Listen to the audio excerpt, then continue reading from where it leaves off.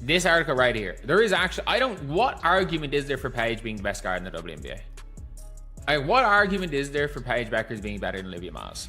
What argument is there for Paige being better than Caitlin Clark? Like, when efficiency has the added downside of passiveness, efficiency doesn't matter. You would rather somebody make an aggressive mistake. Now let's talk about the absolute elephant in the room that nobody wants to acknowledge, because it completely exposes the double standard being applied here. You absolutely cannot evaluate a role player and a franchise superstar using the same statistical framework and pretend the comparison is legitimate, because you are essentially measuring two completely different basketball responsibilities. Paige Beckers is playing within a narrowly defined role on her team. She gets to operate in the confined safety of the offensive system. She gets to take only the high percentage shots that are naturally generated for her. She gets to maintain that pristine efficiency rating because she is not responsible for creating something from absolute nothing when the offense completely breaks down. Meanwhile, Caitlin Clark is out there carrying the entire franchise on her shoulders. She is constantly improvising and making spectacular plays that were never drawn up on the coach's whiteboard. She is taking the contested three-pointer when the shot clock is running down and someone desperately needs a momentum-shifting play. She is shouldering the burden of being the player that makes things possible for everyone else that would simply never happen without her on the court. That is the real definition of being the best player. It is not about perfecting your role within a system. It is about game-breaking impact that transforms your entire team's ceiling. You can absolutely acknowledge that Paige is more fundamentally sound in certain technical areas, or that her mechanics might look slightly cleaner, or that she has fewer obvious holes for defenses to exploit. But none of that changes the fundamental reality that impact is not measured by the things you avoid doing. Real impact is measured by the incredible feats you make possible for your entire organization. Paige is not the better defender. They are both mediocre to below. They're both traffic cones. Neither of them are good defenders. But this is my favorite part about this. I'm not talking about anything. First of all, Paige is better in her role. We are talking. You cannot say better in her role and then say best guard. You cannot. We are not talking about roles. You cannot talk about that when we're talking about best guard. Here is where this conversation becomes even more revealing, because the people making these arguments are desperately trying to have it both ways, and you simply cannot in basketball. Either we are strictly evaluating who performs their specific narrow role most effectively within their assigned system, or we are evaluating who the absolute best basketball player is completely regardless of role or position. You cannot do both simultaneously and keep your argument logically consistent. That is exactly what these articles are attempting to do. They are claiming Paige is the best while simultaneously arguing she is better in her role, and those two statements directly contradict each other.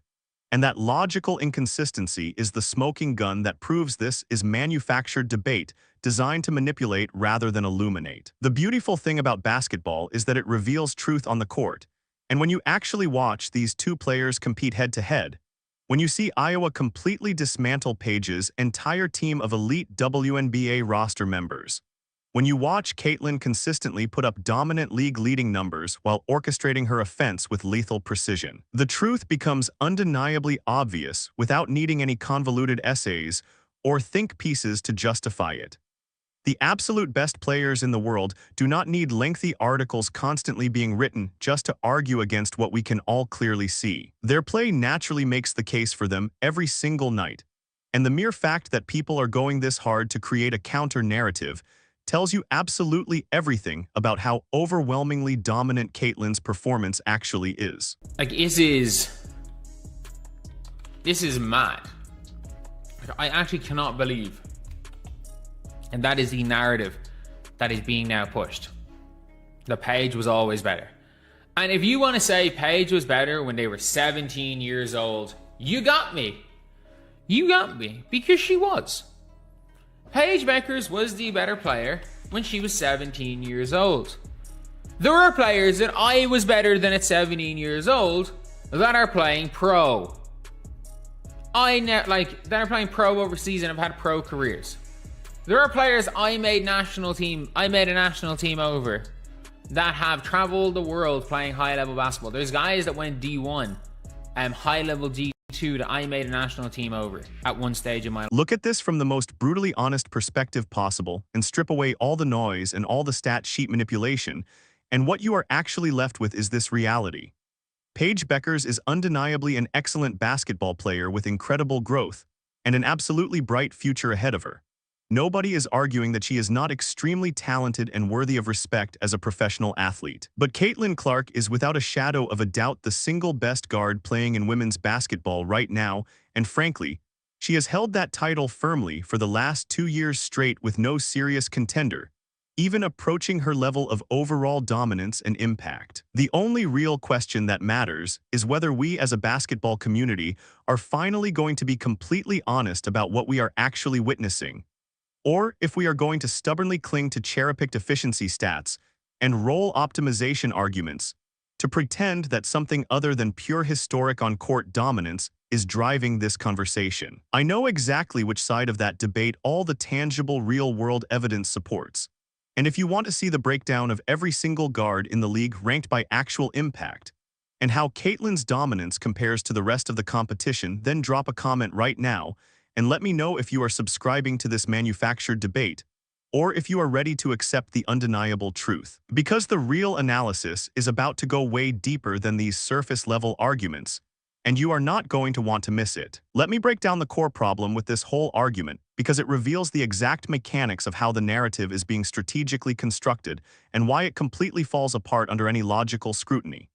The primary weapon they are using is shooting efficiency, and yes, Paige has improved her numbers significantly this season, and that is genuinely worth celebrating for her development as a player. But here is where this becomes completely dishonest. Whenever efficiency comes directly packaged with passiveness on the court, it completely stops being a virtue and instantly becomes a massive liability for your team because you are choosing not to take crucial shots when the moment demands action.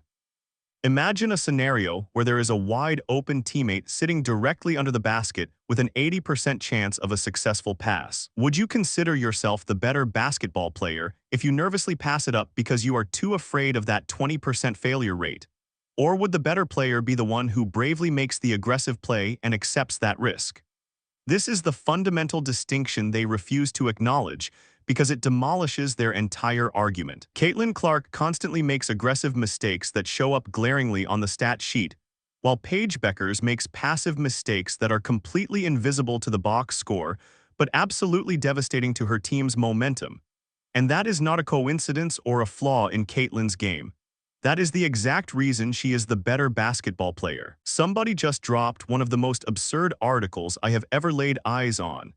And I need you to understand exactly how dangerously revisionist this narrative actually is, because it is rewriting basketball history in real time. The core argument they are making is that Paige Beckers is somehow the better guard in the WNBA right now in 2024, and I literally watched the same league that you watched, and there is zero argument for that whatsoever. This is not about potential or college rankings, or who was better when they were 17 years old. This is about who is performing at a higher level on an actual WNBA court right now at this exact moment.